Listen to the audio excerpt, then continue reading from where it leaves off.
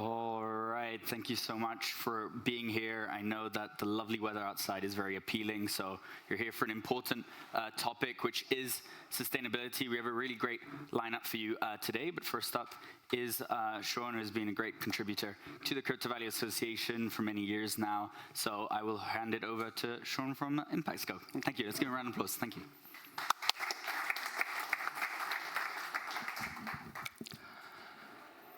Hello, everybody. Thank you for being here. I was speaking here last year as well. We had a bigger room and a bigger crowd, but anyway, it is what it is. So my name is Sean Murphy. I'm the co-chair of the Crypto Value Association Sustainability Working Group, and my day job, I'm the CEO of ImpactScope. We help organizations use Web3 tools to measure and verify their ESG metrics, or their impact performance, as we prefer to say. No need to take notes. The presentation today is downloadable from this link, and the QR code will be at the final slide as well, so all the information is there. So I want to use my time today not to do a company presentation about ImpactScope, but to shine the light on many fascinating projects, building tools and applications that are impact-focused in various areas. So before we introduce those, let's discuss what exactly impact is. So impact can be sustainable or sector agnostic. It's the reduction of negative externalities and an increase in positive outcomes. So it can be less of the bad stuff and more of the good stuff. So less crime, less plastic pollution, that Andre after me will speak about.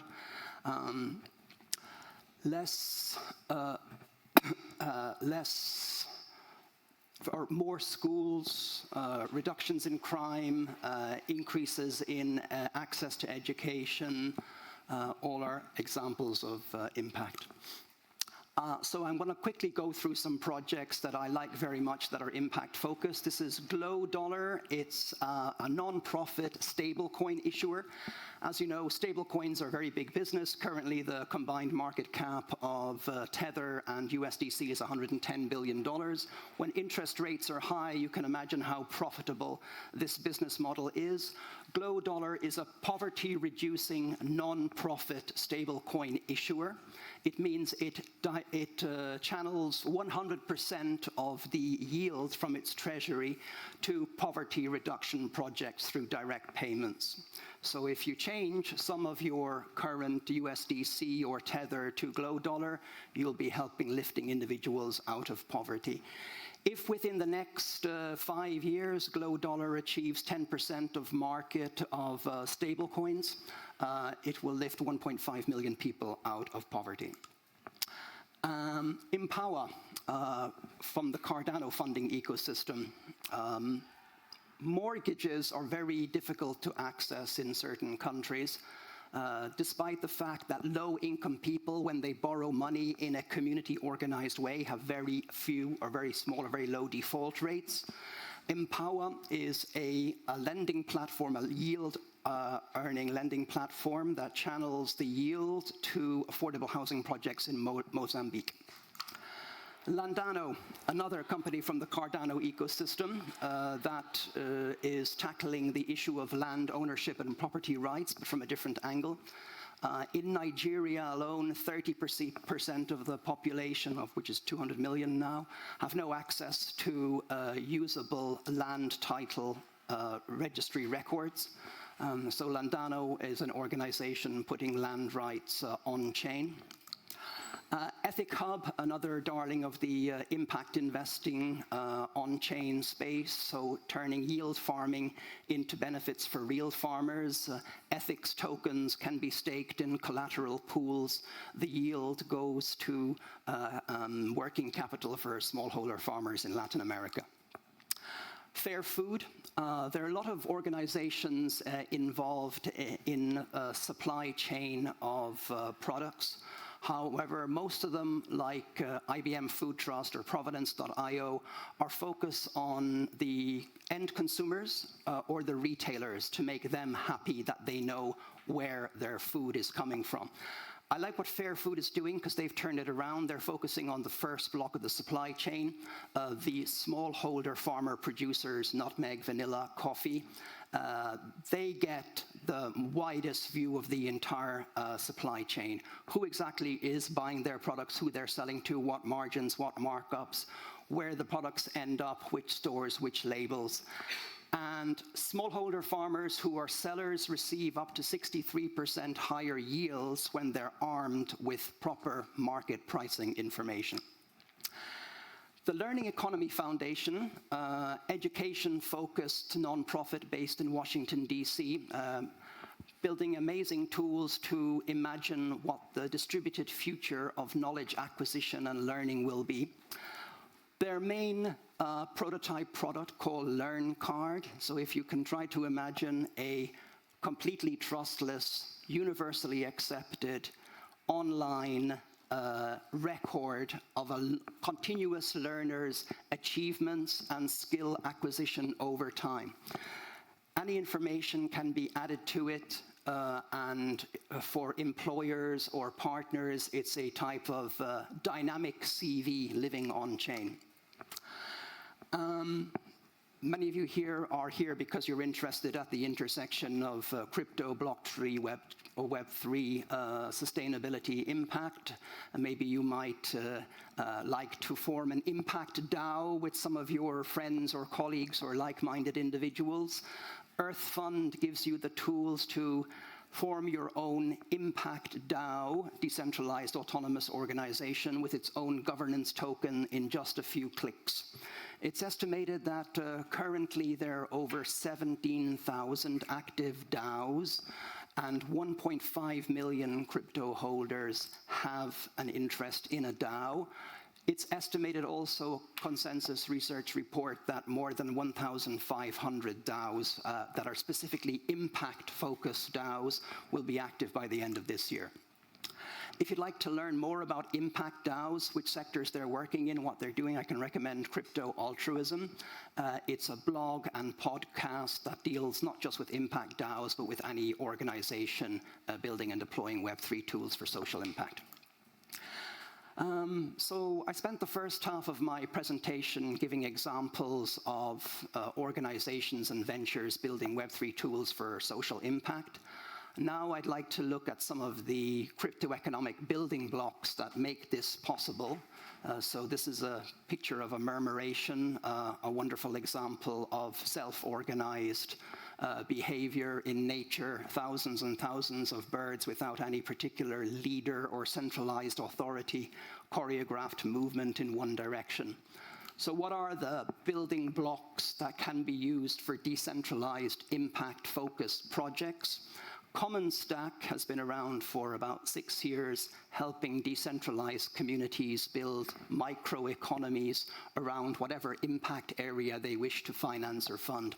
This is one of their tools. It's an augmented bonding curve, which is essentially a smart contract which can be used to define, in a totally decentralized way, pre-programmed total token supplies, price increases, exits, taxes, contributions to treasuries, lock-up periods. It's one of many tools on Common Stack, which is a collection of building blocks for impact organizations to organize in a decentralized way. So let's say you have your impact DAO, you have your members, you have your token, your treasury is going quickly. Let's say your impact DAO is focused on improving access to education in northern Uganda.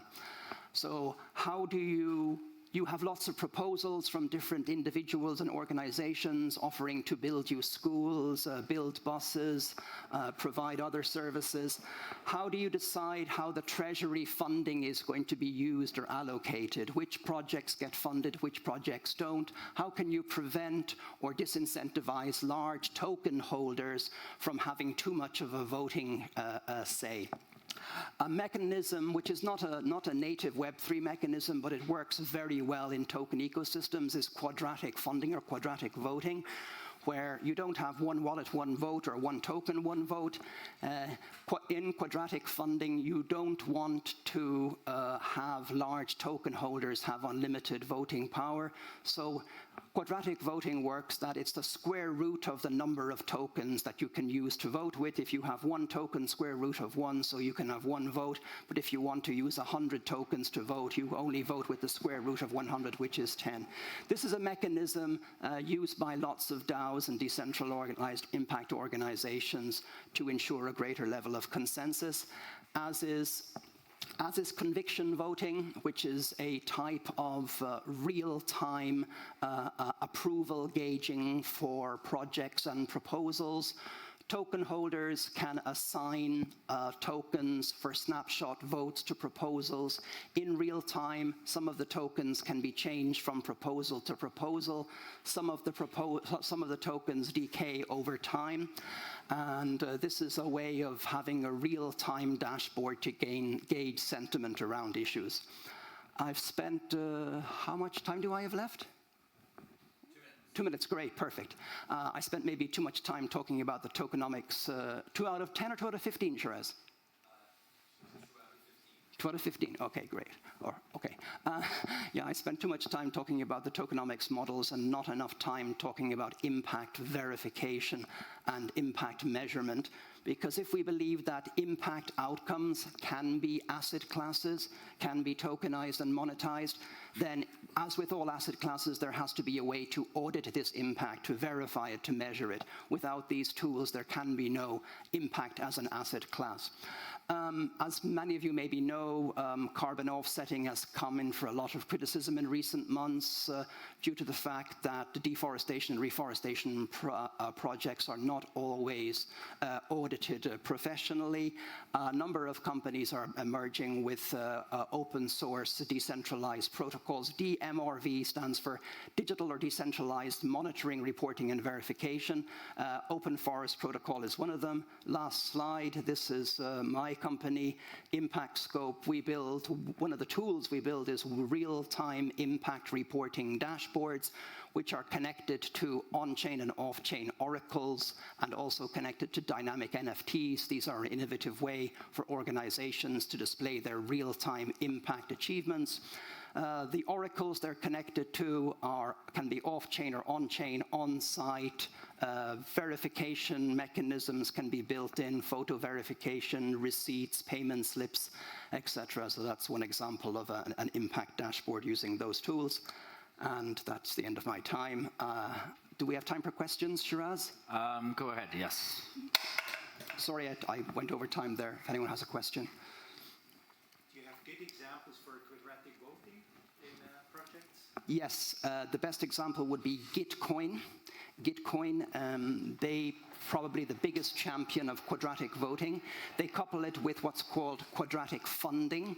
So a matching fund partner that, let's say, wants to fund $50,000 worth of projects in regeneration in Colombia.